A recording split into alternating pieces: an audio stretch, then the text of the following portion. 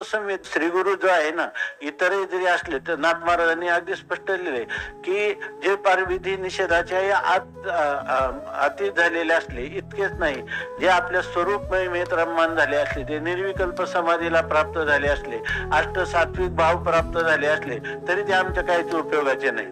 आमच्या उपयोगाचा कोण श्रोत्रिय ब्रह्मनिष्ठ आणि उदार महात्मा आहे की जो आम्हाला मातेच्या ममतेने आपल्या अंकावर घेऊन आपलं स्वतःचं जीवन प्रगट रूपाने दाखवतो. म्हणजे त्याचे सगळे हे सद्गुण, हे जे नैर्मल्य आहे हे तुम्हाला पारखून, म्हणून त्या स्वामी महाराज म्हणायचे की जे साधू आहे ना, त्या साधूला माणसाने दिवसा पाहावा, रात्री पाहावा, झोपेत पाहावा, त्याला झोपेत बारकाईनं पाहावा, स्वप्न पडताना कशा प्रकारचा बरवतो किंवा काय, आणि दिवसा त्याची सगळी कर्म पाहावी आणि याच्यावर माणसाची श्रद्धा जडते.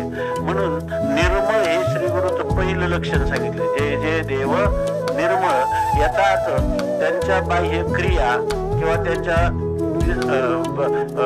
अंतःकरणात स्फुरद्रूप होणाऱ्या भावना किंवा त्यांचे विचार हे सगळे निर्मळच असतात.